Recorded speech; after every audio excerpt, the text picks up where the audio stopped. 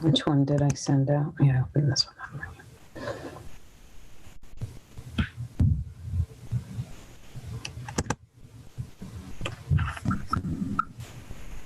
At 4:32, okay. Okay.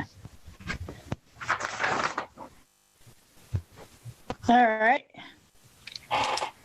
Do we have any public attending? I don't Doesn't see look anyone. like it. Do you want to, just for recording purposes, just do a roll call, April, to say? Yes, please. Okay. So let's everybody sign in verbally. April West. Janet Kane? Darcy Martha Gasparini. Oh, Martha Leamy. Chris Miles. Okay, thank you, just for, Okay. All right, so let's move on to the minutes for the November 24th meeting. May I have a motion on that? I make a motion. I'll second it. I'll second it, I guess. Okay, so did Darcy make a motion? Yes. He moved and I seconded, yes. Okay. So any corrections or additions that needed to be added to that? They I looked do- good to me, Janet. I do depend on Chris to make sure. No, I didn't see a thing. You've got a reputation now, Chris, so, and I do appreciate, honestly, I do appreciate it. Okay. Okay. So West, Kane, aye. Gasparini, Darcy? aye? Oh, sorry. I was reading, catching up.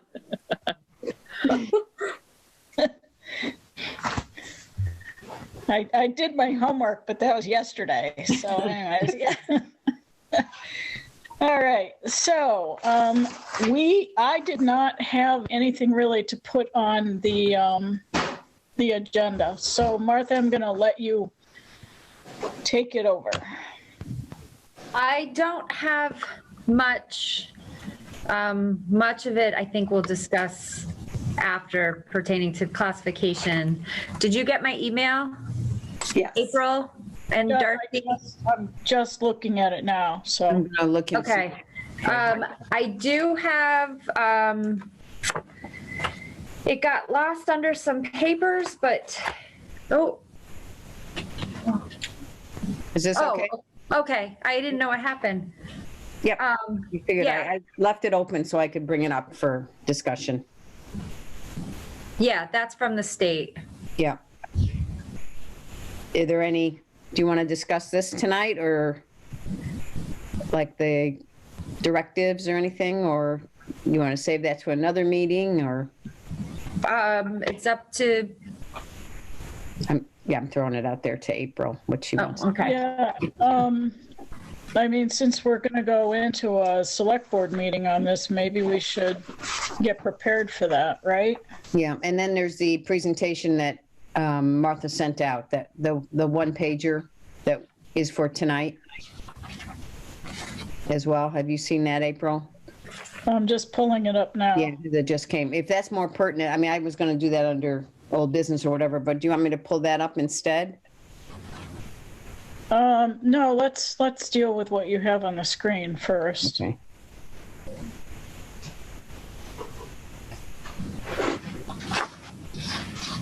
So this came from the state to us?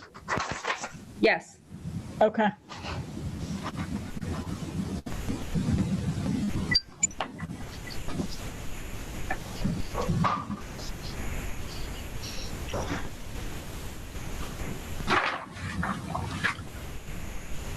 Has anyone else had a chance to read this through yet, or? Just briefly, not really in Okay. detail, so. Yeah, I went over it quickly also. Yeah. A lot of it looks like it's talking about how to prepare for the next 5-year. Right, the bottom of that is, Yeah, yeah, the so, directives, yeah. which is interesting. But it's good to know that we're progressing satisfactory and complying with our responsibilities under classification law. Yeah, that's an It's important always a sentence. good thing. Yeah. That's an important sentence. Yeah. And then there's a 2026 directive for the next quinquennial, I guess. Yeah. What's interesting there, and just to put a footnote, if anybody was going to be around by then, but the note is that we need to budget for that at least 2 years ahead of time. If you scroll back up there, it said, you know, they're really advising that right about the end of, right above the blue part, the last sentence. So in 2022, we would be budgeting for the next quinquennial, or 2023? 23 probably anyway, I guess. Yeah. All right. Yeah. Just to avoid any kind of delays and all that kind of stuff. So that's interesting to know. But yeah. Right. I don't know what happens if you don't, well, I guess if you don't spend it at the end of the year, then it just goes into free cash, right? So. Right. Yep. Yeah. But anyway, I don't know if you have to go 2 years ahead, but some advanced budgeting would be a good idea. Yep. Well, yeah, so we would have to start in probably the budget process in 2025, because we would start this in 2024, we would have to start, because in 2026 is when the next revaluation is, and that starts at the beginning of the year of fiscal 25. So it would have to start in calendar year 24 to get that going, so we have the money in place. Yeah. All right, so we are all going to put ticklers in our calendars, right? Yeah, Martha, don't forget. I won't forget. No, put it on my calendar. Thank you. Okay. And so the directives, we can review the directives if you want another time, or just. Yeah, I don't, want to have a lot of recording of while I'm taking time to read this. So Okay. Let's put this on for old business for next meeting, Okay. and then we'll all have a chance to really read it through.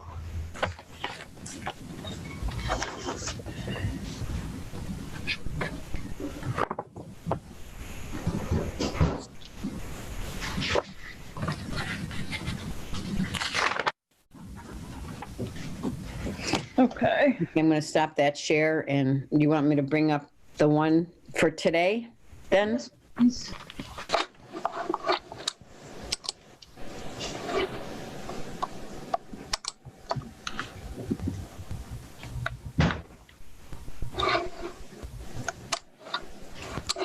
And I'll also attach this to the meeting. When I post the minutes, I'll attach this document as well. Okay, great. Okay.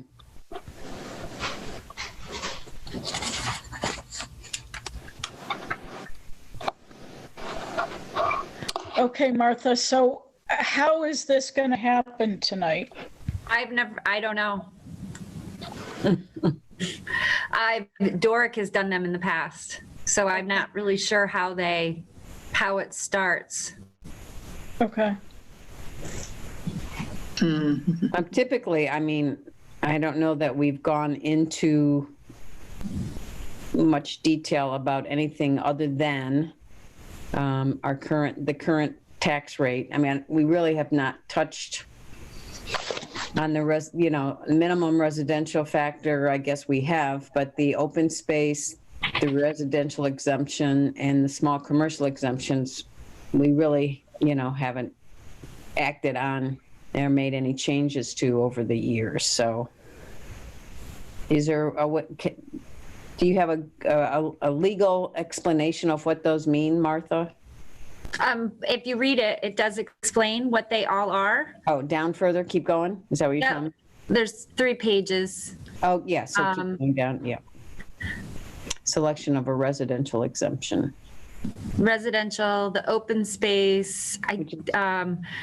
So I've included the number of towns that have enacted them, and they're really not that high, because what they all do is just shift the burden onto a different class. So if you have a residential exemption, you're going to lower the value for some of our residents, but you're going to raise it for other residential properties and those that have apartments or second homes or higher values. So there are communities like vacation communities or communities more out east that have a large rental population that have those enacted.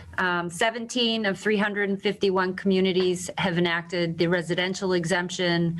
One community has enacted the open space exemption, or not an exemption, it's a discount. So you have to categorize the land as open space, which is a class 2. Class 2, I can't think of the word. So we have class 1 for residential, class 2 for open space, class 3 for commercial, which does include chapter land and APR land. Class 4 is industrial, class 5 is personal property. So only one town in Massachusetts has the open space class designation. Then the other are exemptions, the small business and small commercial exemption and the residential exemption.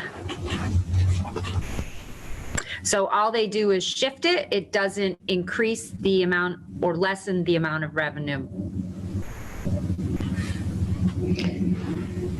I'm sorry, I didn't mean to be scrolling while you were talking. I apologize. No, that's okay. That's I lost okay. everybody. So the tax rate that you're looking at, that we're recommending tonight is 1597?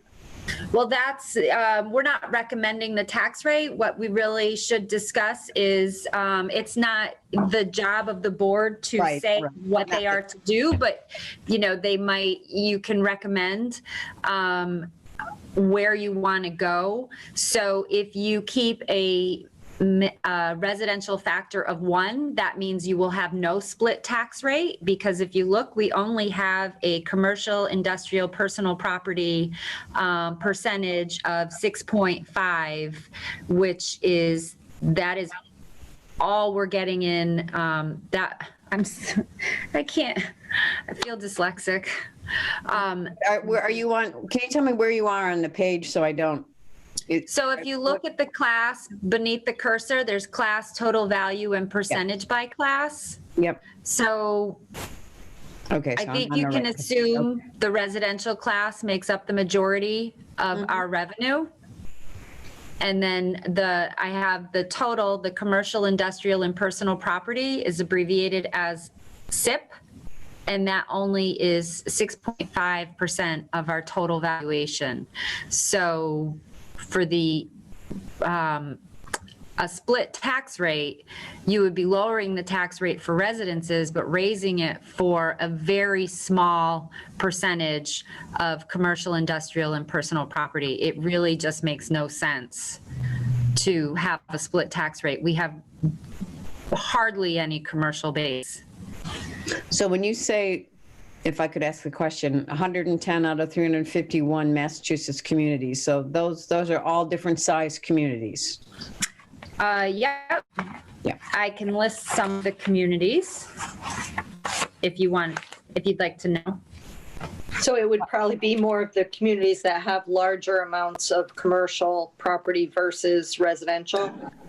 Yeah, I mean, just locally, it's Holyoke, Springfield, Westfield. Does Hadley split? No, they don't. Northampton? No, No, I okay. don't believe so. I don't think so either from what we've looked at before. And what I've read is it's a lot of communities that have either large manufacturing plants or industrial centers or malls, because it's a lot harder for a mall or a large plant to, like a power plant, or a solar field. It's much harder for them to up and move than it is for a small business to just relocate to a lower tax rate or a single tax rate. So a lot of the larger communities have more commercial base, but they have larger commercial base where it'd be a lot more difficult for, say, Western Mass Electric Company or Eversource to up and move, or, well, I think malls is a dying breed, but you can't just up and move a mall. Mm-hmm. Right. So does the select board members and Ed all have a copy of this? This just got sent around about a half an hour ago. Yeah. Okay, so how did Doric handle this? Did he read this, or did he hit on high points, or what? I'm trying to remember what he did last year. Yeah, I think he pretty much reiterated what Martha just shared about the fact that, you know, having a split rate certainly wouldn't do a substantial reduction for the property tax. Yeah. And it doesn't increase our tax revenue, and that it's, you know, really the summary shift, what Martha write here, it merely shifts to the burden of other taxpayers. Right. And so this rate of 1597, that is, now you said assessors is proposing that? Is that the right wording or not? No, we are not proposing the tax rate. That just comes from our actual levy, and then the amount of total value of all our property classes. And with that math problem, you get 1597. Right. So when you take the 850. So that's not, that it, yeah. What's that? When you take the 815,250 or 815,250,669 and multiply that out, you end up getting. You take the levy and then divide it by the 815 So the levy million. is 13 million. Yeah. Right. So by having, I guess I just want to get the verbiage right. So by having this hearing, a select board has got to approve setting the tax rate. Is that right? They have to approve if they want to go with a minimum factor of 1, which does not split the tax rate. All classes pay their full fair cash value, or you go with a lower residential factor, and that lowers the tax rate for the residential and open space, which we don't have, but it's the RO class, and it raises the tax rate for the commercial, industrial, and personal property. So they have to decide if you want to just keep a single tax rate. Right. That's what you're voting on. The tax rate is what it is. It's 1597 as it stands with the figures, but you have to decide, do you want to split it? So that's the first thing that the select board needs to figure out. And the second, third, and fourth is, do you want to go with an open space discount, the residential exemption, or the personal small commercial exemption?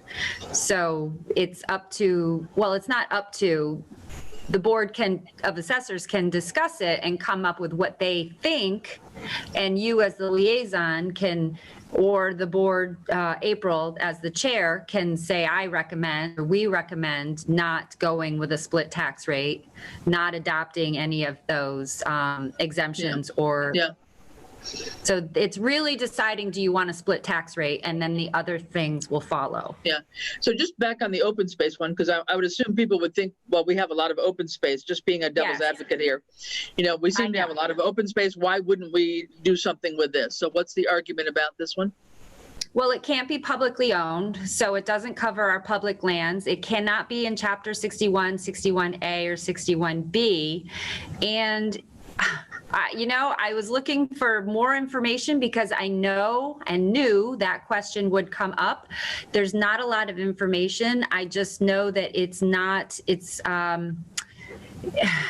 not a class that's ever been designated. It's either, I was told it can be water, land underwater, like, which I guess would be a pond, but I don't really understand the land underwater. Yeah, I don't have, So I don't have much information. So Yeah. because of chapter land and the discounts that were provided by chapter land, there's very little just left open space. Right. You've got chapter land and you've got land that's got a conservation restriction on it as well, both of which already benefit from a reduced tax rate, right? Right, so they would not Right. apply towards this. So what Martha said in her, is that we've never Right. voted a discount because no properties have been identified Yeah, which fulfill the requirements of this section, that Yeah. last sentence kind of. right. And what that would do was it would, if you have an open space class, it would raise the residential rate and it would give the land that categorizes as open space would give them a lower rate. So you would effectively be raising the tax rate for all other residential properties. Right, yeah, okay. And then just quickly, and for the 1597, how does this compare with our current tax rate?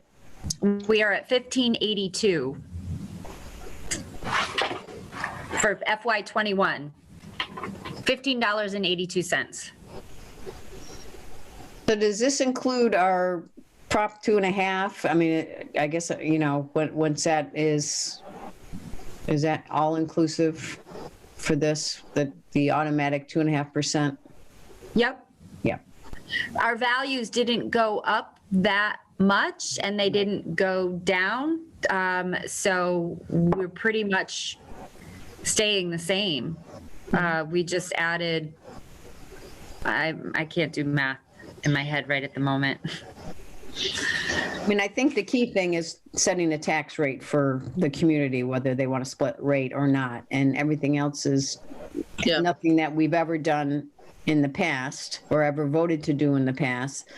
And just if there's any questions about,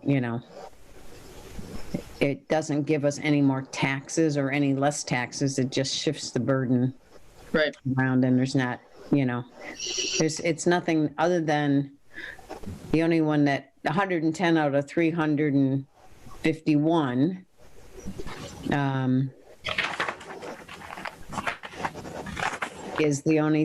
is that the shift. That's the only one that's got the split tax rate, and we don't have enough to make a difference really on, right? 110 out of 351 Massachusetts communities have a split rate, but most of them are Westfield and Springfield and Holyoke. Yep.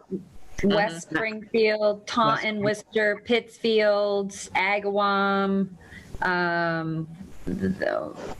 So that's the key one as to whether or not the select board, it would be interested in just keeping the factor of one in effect. right.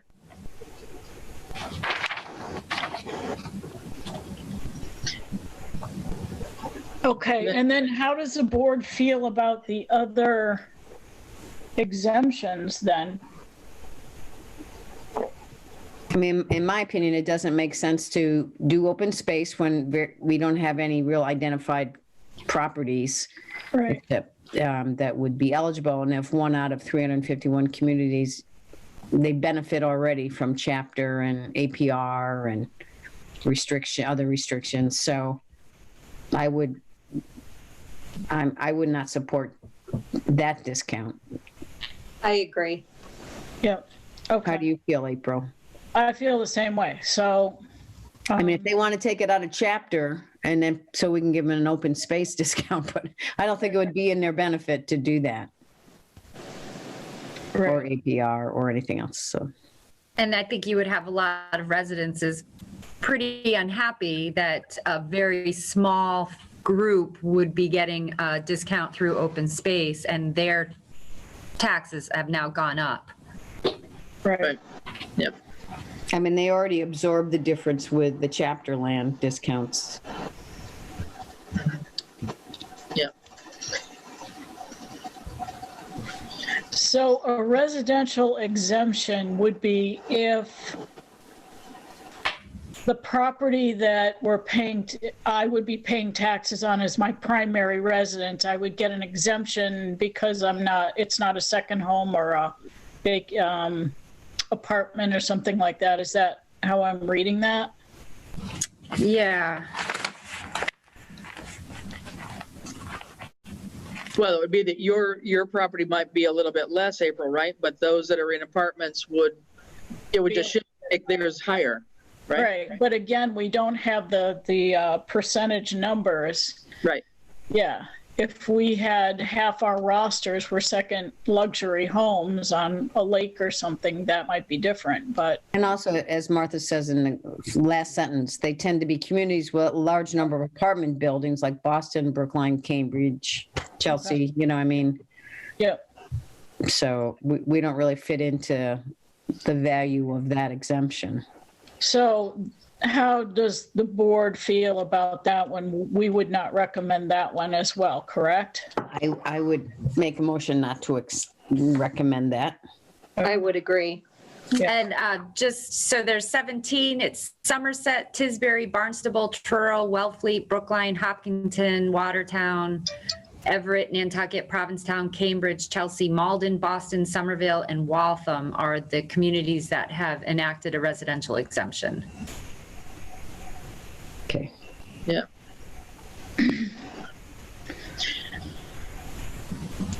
No, it seems like none of these exemptions really apply to Southampton and its characteristics. I mean, Correct. staying at the factor of 1 seems to make the most sense. Yep. So the factor of 1 is separate even though from these, Chris. So the factor of 1 is just residential and commercial CIP. And these are additionals, right? Martha, am I?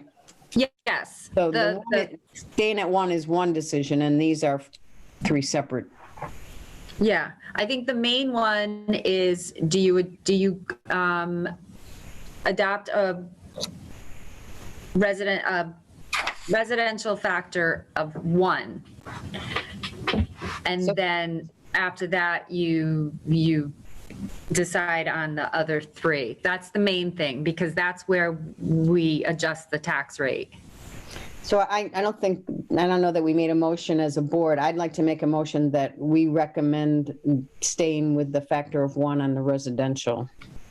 I'll second that. All in favor? Aye. West, aye. Kane, aye. Gasparini, aye. Okay. All right, and then last but not least on these exemptions, where are we? Down to commercial or? Sorry, Yeah. small commercial exemptions. Okay.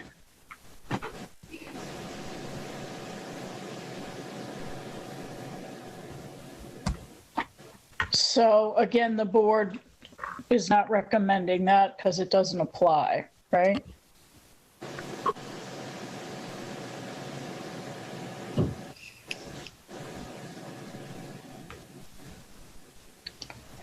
So it's a business which is one of several businesses when a commercial building would not be eligible for an exemption unless every business in a commercial business. Okay.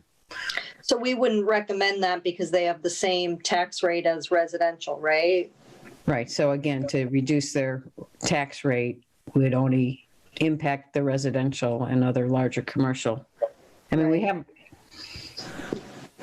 you know why, Martha, do you have in your 15 of the 351 communities, a better understanding of, let me see, may have no more than 10 employees during the previous calendar year, and the building must have a valuation of less than $1 million.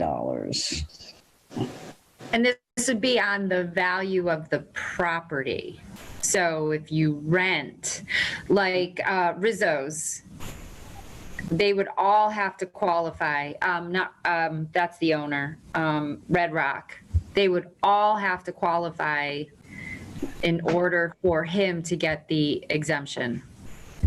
And the 15 communities that have the residential exemption are North Attleboro, Auburn, Avon, Bellingham, Berlin, Braintree, Chelmsford, Dartmouth, Irving, New Ashford, Seekonk, Somerset, Swampscott, Westford, and Rentham. I wonder, those are a very interesting group of communities. know. Yeah, The other ones were really obvious. yeah. I mean, it probably is that we don't have even that much small commercial business that own property that would benefit from. So I'll make a motion again to not recommend the I small second. exemption.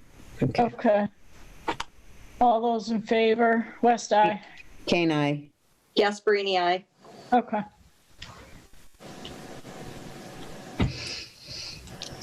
Can I ask Chris a question? Chris, what do you think would be the clearest, cleanest way to present this to others like yourself, the 4 others like yourself this evening? Well, I was wondering, are you going to put out that other sheet that was the attachment, the actual valuation numbers? Are you going to? Yeah, the other thing that was attached to, because that's. Oh, the LA4. There was the fourth sheet. What other attachment? It was. I think it was the valuation list itself that showed all the number of properties that had been valued for the 5-year. There was an attachment to my email that had this and. Yeah, that's the LA4. yes, that's the LA4. Okay.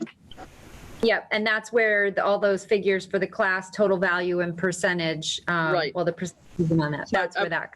So I was wondering, I don't know whether it makes sense to have that show up first and say, look, this is the work that was done for the 5-year evaluation, and it has resulted then in this. I don't know if that's true. That LA4 is done every year. So that wasn't the result of the reval per se. But this, what we're looking at has been signed off and approved by the state, right? By Yes. the DOR? Okay. Yeah. Do you want me to bring up the LA one? Do you want to look at that? Is that signed off by the state or signed off by the board for the submitting of it? Signed off by the board, and then the state has to approve it. So it's been approved. So this Okay, is what gotcha. this is what got approved, right? Okay. Yeah. Yeah, we signed Yeah. off. April and I and Martha signed off on it over the weekend. Right. Okay, yep. Okay. So this is, I misspoke. This is not the 5-year then. No, this is every year, and this Okay. is the parcel count broken down to each class, the total Okay. value by each class, and then at the bottom it has the total value. It has the exempt properties, personal properties, and this is, yes, this is the state's one. So this is what we're working with the select board on for review and vote tonight, right? And it's not the 5-year, it's just the fiscal year 21. Yes, it's just more of an informational attachment. There's nothing to be voted on here. It's Right, but it carries over to the presentation that you've prepared. But Okay. these are the numbers, right, to get you to your 1597, right? Yep, the 815 million is the total value. Yeah. Okay.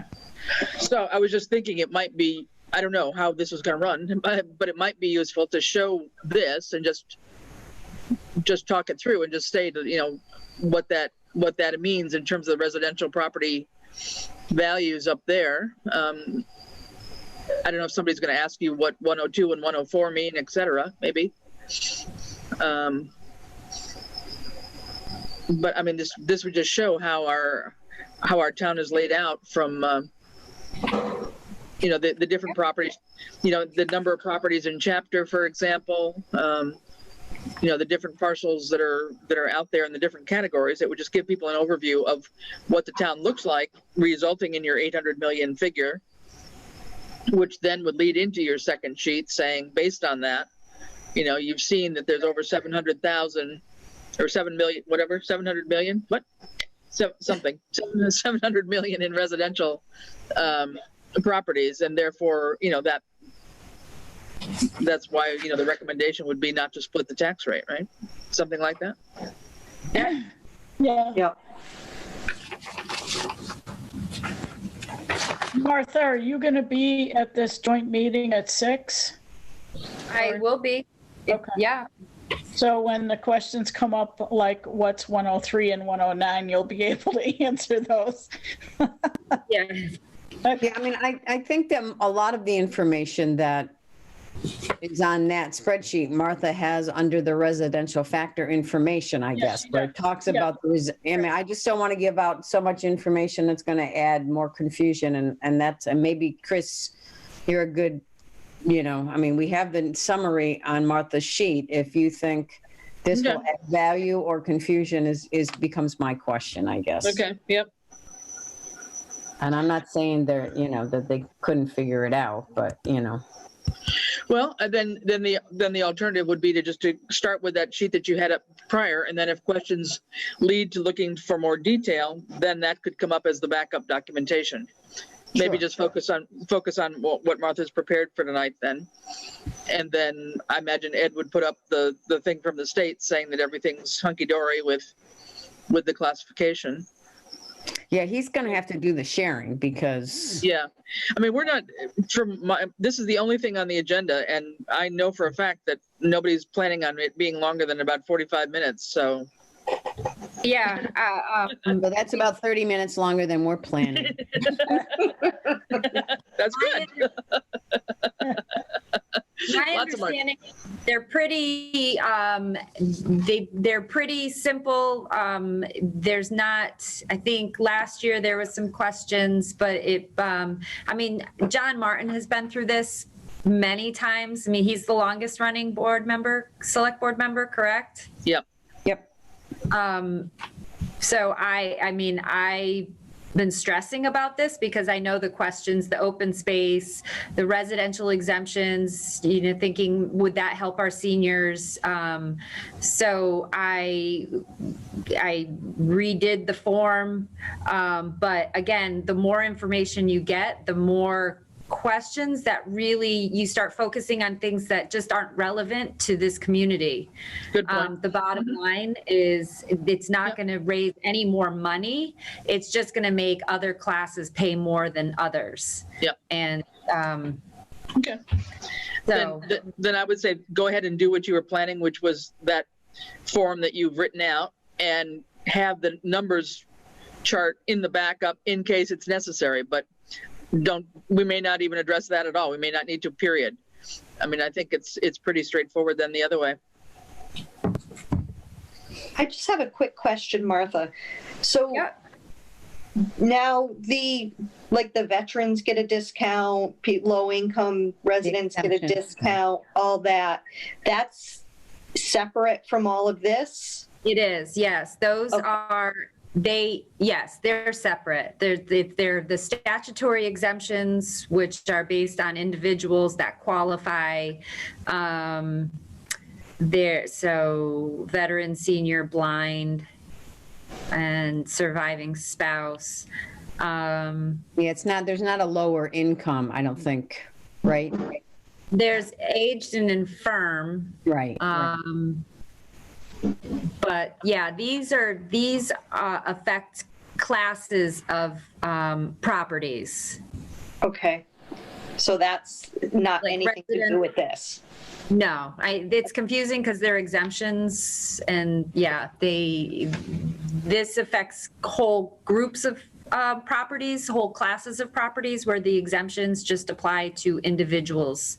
Okay. I don't know if that helps. What the Yep, difference nope, I is. get it. I was just wondering how that distinction was. Yeah. I mean, it gets confusing because then there's abatements and exemptions, and those are separate. But yeah.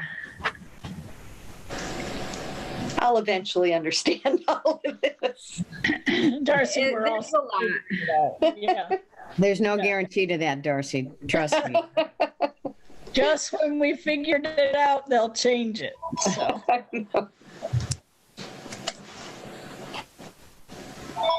Chris, any other questions from you that might help us? No, I can't think of any really. I mean, let me ask you a question, Chris. This is a classification hearing, so it's open to the public as well, right? It's not just with the Should be. select. Okay. Right, Yeah, it was in the paper. It was, Yeah. there was a notice. right. And it was on the website, and so, right, I believe, or at least it was in the paper, but yeah. And then did you get any comments while it was posted on the website at all, Martha? I have not, no, So, no. so. Yeah, I doubt that we'd have a big public crowd. I'd be surprised, but. Okay, Yeah. so, the meeting will open up and then who's gonna start it? Ed, and then I'll jump in and explain that a year's gone by, I can't believe it, and we're talking about this again. Is that? Yeah, really, yeah. Okay. I mean, I think Rini would probably throw it over to you guys first, Okay, I would assume. And we go through our recommendations, I guess, whether we as a board would recommend or not recommend, right? Right, Based on- right. right. I mean, it's kind of doing a quick summary on what Martha's got here. Yeah, you don't have to read it word for word. I mean, you can just, start it with, we're here to decide if we want to split the tax rate. Yep. If we don't split the tax rate, we stick with a residential factor of 1, which means everybody pays their fair share. If nobody has questions, you can move on to the next. And Yeah. I just, kind of piecemealed this from the Mass General laws, kind of looked at what other towns have done for theirs. I looked at Lori's from last year, from previous years before, and they were actually, it was 1 page with 4 paragraphs, and that was it. But I'd like to look a little more professional. Yeah. But I think it's just a standard thing that towns do. And when you're a town like Southampton or Easthampton even, there's not a lot to decide. We're not, I mean, Easthampton has more of a commercial base, but probably not compared to the amount of residences and apartments. Yeah.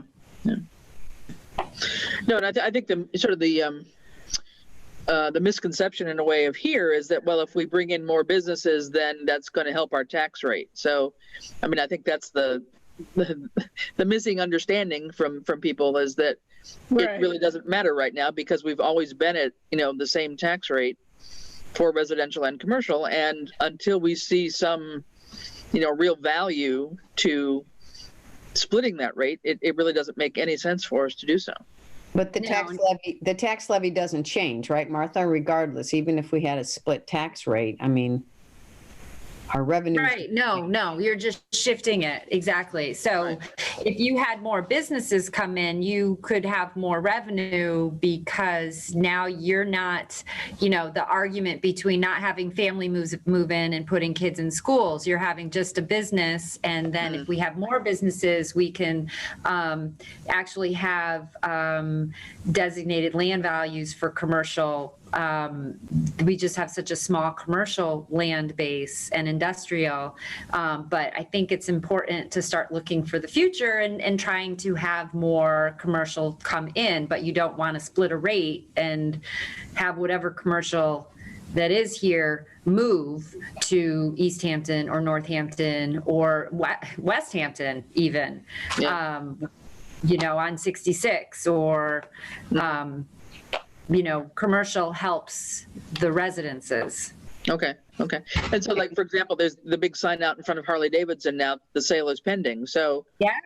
that can only be a good thing, right? Right. I was surprised that happened fast. Peebles, on the other hand, I'm not sure what's happening there. That's been, what, a year and a half? Easily, yeah. Last Christmas? I think it was last year, yeah. Yeah, you're Right around this time. Yeah, it's unfortunate. It came just before, I mean, who's looking for a large space like that? yeah. So And putting that building back on the tax rolls is definitely going to be a help to our overall revenue. Otherwise, somebody else has to pick it up, right? Right. Yeah. The Harley Davidson was, I think, within our top 10 highest taxpayers, if not part of our top 5, and we lost it. Yeah. So we lost that money.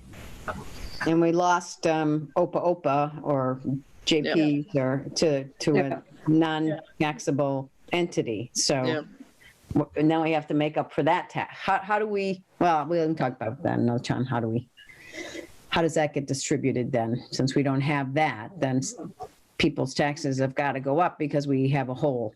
We have to make up $10,000 or whatever that amount was per year.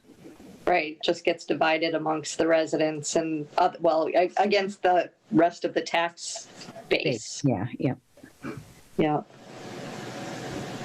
okay. Are you comfy, April? No, but I'll do the best I Are can. you more comfy than you were an hour ago? I wasn't even thinking about this an hour ago. I have been stressing about this for about 2 weeks. Okay. Well, thank you. Somebody had to. Yes. Thank you, Martha. Well, I didn't know if it was going to happen. We just got our final values, so I didn't know what was going to happen if they didn't finalize our values, if we'd have to postpone it. Yeah. And we have to get ready to send our tax bills, because if we don't send our tax bills, we cannot collect money until May. Wow. We can't send tax bills out. We would have to borrow to keep the town running. We'd have a lot of deficit spending at that point in time. Yeah, so Jen was freaking out. Yes, yes. So, So it all fell into place very neatly. Thank you. Yeah. it does. Which means that those of us who were in the dark did not stress. Woohoo. So April, the only logistical thing is that we're not going to adjourn our meeting until after we meet with the select board. So if we could ask Greenie to give us an opportunity to just adjourn our meeting while we're on their meeting, that would be, that's again, just a logistical thing. So we don't have to log back in here and adjourn, because we can't adjourn and then go to their meeting. It's posted under the same, we're still meeting. You know what I'm saying? No, I don't. Why can't we? And then join in. Are we staying on here for 40 minutes? No, Oh, but we are moving to the next meeting, which is a joint meeting, which is posted as a joint meeting. So we would have to reopen and adjourn for there. So I guess, I don't know, whichever. oh, so you're just not adjourning. So we just want to take we'll just take a pause. A formal The next- announcement at the end of that session. Yeah. Yeah. So we're going to pause this now, right? We're gonna close this down, Okay. take a break until, well, and unless there's other things you want to cover here. Does anybody have any new business or other old business that we've got to discuss? I do. I have so Red Gwinner did go to the ATB under the informal procedure for his denial of an abatement for his property at 11 Golden. I consulted with Roy just to be sure. And so the difference is he filed for 3 abatements, 2 of which were denied. One was for land which is already discounted. I think it's the Red Brook, all the wetlands that he has when he created the, what's the name of the development? Caitlin Way, Red Brook Estate. Red Brook Estates. And then his property, which has an easement. And when we discussed the abatements at one of our board meetings, my my thoughts was he already developed the property. He already has a house on the property. So to give him a discount where nobody else had a discount on their property just didn't seem, it's just part of his yard. But the abatement on his piece of land on Sarah, we granted.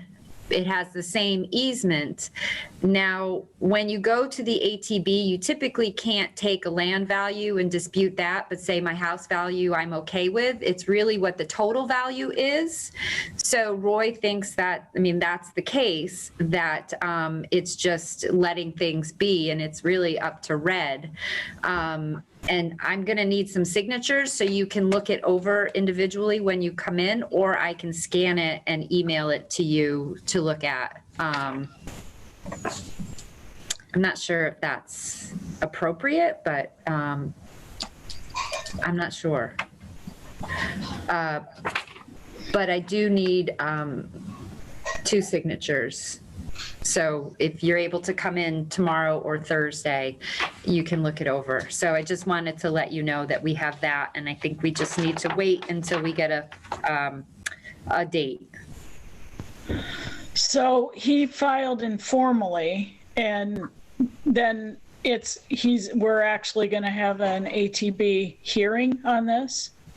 I believe so. I've been to one informal. I don't know if they still do it. It was at the Northampton, the old courthouse, but it was through the Hampshire Council of Government. And okay.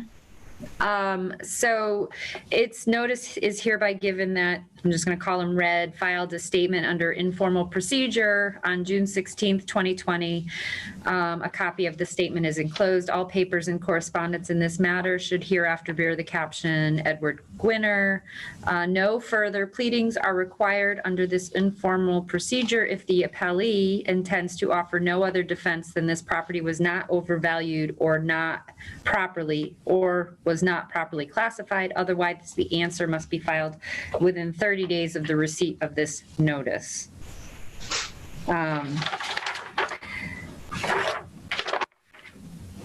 So then I have his letter. Okay, so he has 3 different parcels with 3 different issues that he's gone to the board with?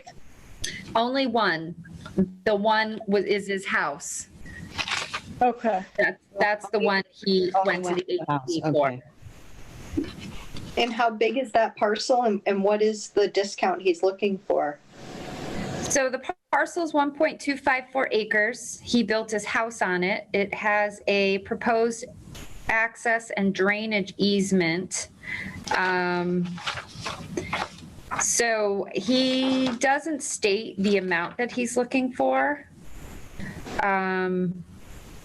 So his property is valued at $511,900. His taxes.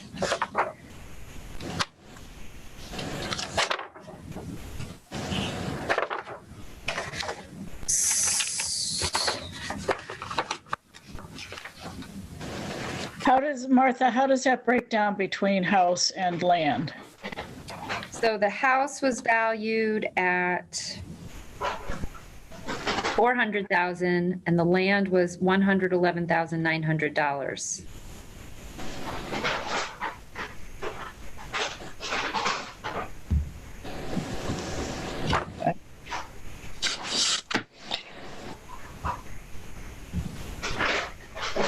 That doesn't seem like a crazy amount on either. I don't know the square footage and everything of the house, but I don't.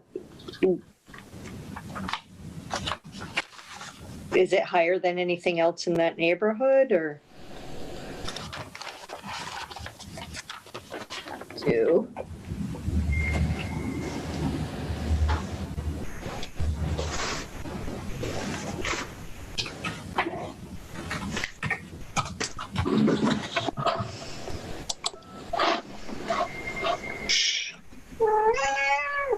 Oh, kitty! I love that sound. Guilty. It must be dinner Very time. friendly cat. Is it friendly to everybody or just you? Or is it time for dinner? Dinner, I think.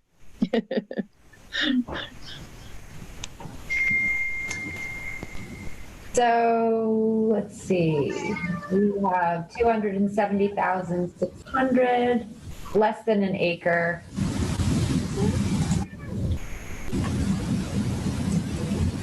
$421,900, less than an acre. I'm just going through Golden's Okay. values. 441,700, less than an acre.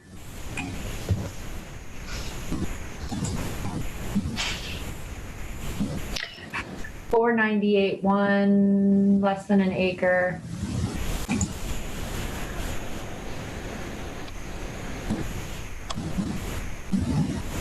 $475,100, less than an acre.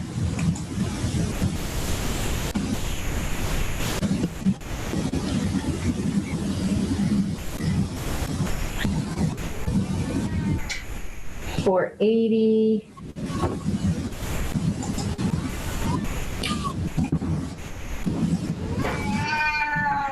511, not Red's property. So he's got almost a 3,000 square foot house. I mean, I don't think that's an outrageous value. He's got 2,996 square feet.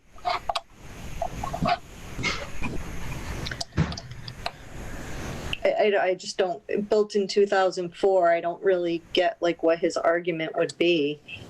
I don't think he has an argument on the building portion of the assessment. There's an argument on the land value portion of the assessment. So what we need to know is, if there is another parcel in the neighborhood. His value actually went down this year. Sorry to interrupt. Okay. His value's at 507, but this would be based on what it was valued, so just. So again, he's got water there and everything. So, 111 doesn't seem like a large amount for the property either. The issue he said was, and I thought it was a recent issue, that somebody wanted to buy the property but couldn't put a garage where he wanted to put it because of the easement. But when I read what he wrote, it sounds like it was at the time the land was for sale.